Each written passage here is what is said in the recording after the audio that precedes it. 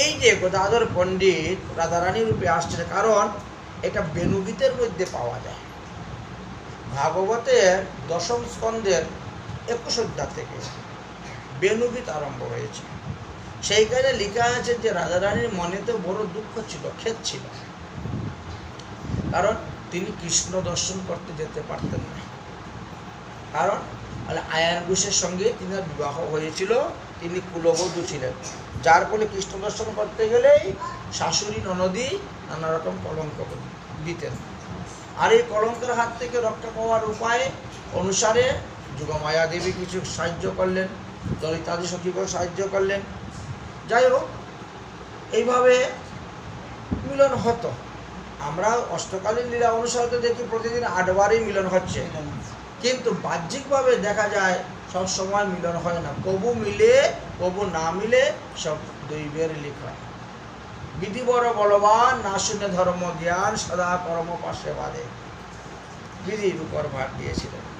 তাই রাধারানীর মনে দুঃখ ছিল, হায় হায়, আমি যদি ব্রজের গোপী না হয়ে আমি যদি বনে একটা হরিণ হতে পারতাম, গোবিন্দকে আমি প্রাণ ভরে দর্শন করতে পারতাম। হরিণীর বিবাহ হয়েছে, তারও তো স্বামী আছে, শ্বশুর শাশুড়ি আছে, কিন্তু তারা গোবিন্দকে দর্শন করে সপরিবারের সবাই গোবিন্দকে ভজন করতে।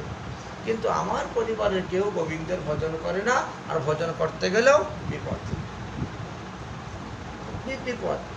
এই জন্য আমি যদি এই নারীকুলে জন্মগ্রহণ না করে, গোপীর গণে জন্ম না গ্রহণ করে, আমি যদি একটা বেণুবৃক্ষ হয়ে জন্মগ্রহণ করতাম, তাও আমার জীবন সার্থক ছিল। কারণ এই যে বেণুবৃক্ষ কি করে? সর্বদা শ্রী গোবিন্দের অধরামৃত পান করে। কৃষ্ণ যখন বাঁশি বাজান, কৃষ্ণের অধরামৃত এই বেণুবৃক্ষ পান করতেছে।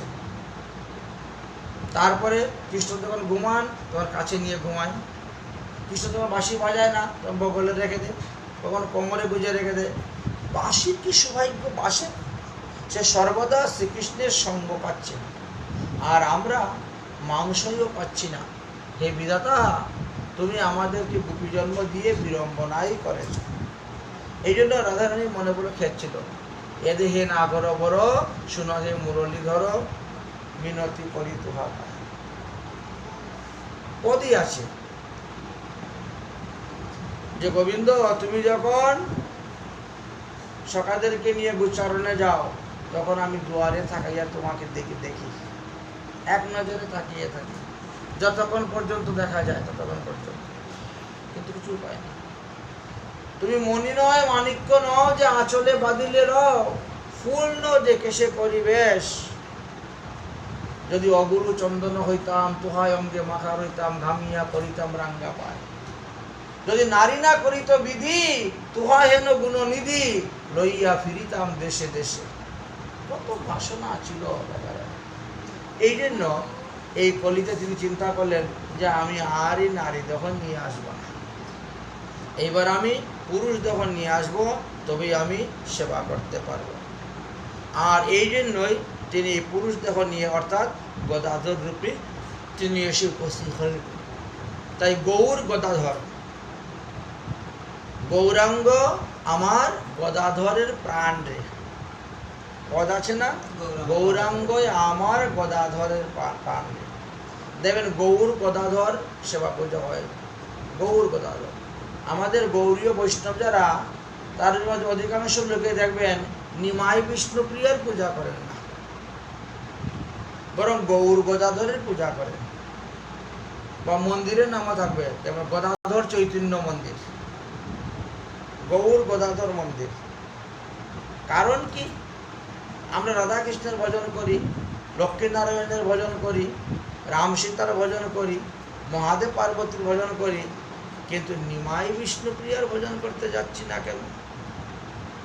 এক সম্প্রদায় আছে, তারা করে, নিমাই বিষ্ণুপ্রিয়ার ভজন করেন, কিন্তু এটা খুব অল্প সংখ্যক, খুব কম লোকের মানুষ ভজন করে থাকেন। বিষ্ণুপ্রিয়া দেবী যাদেরকে দীক্ষা দিয়েছিলেন, বা তিনার পরিবার বিষ্ণুপ্রিয়া দেবীর সেই ঊর্ধ্বতন পরিবার যারা ছিল, তারা করেন। কিন্তু আমাদের অধিকাংশ গৌরীয় বৈষ্ণবরা কেন করেন না? এই কারণেই করেন না, কারণ বিষ্ণুপ্রিয়া দেবী রাধা রানী নহেন, বিষ্ণুপ্রিয়া দেবী লক্ষ্মীও নহেন, বিষ্ণুপ্রিয়া দেবী হলেন সত্যভামা।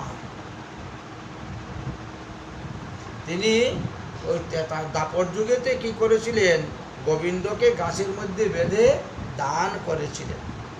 পারিজাত বৃক্ষের কাহিনীতে আছে, বুঝেছেন?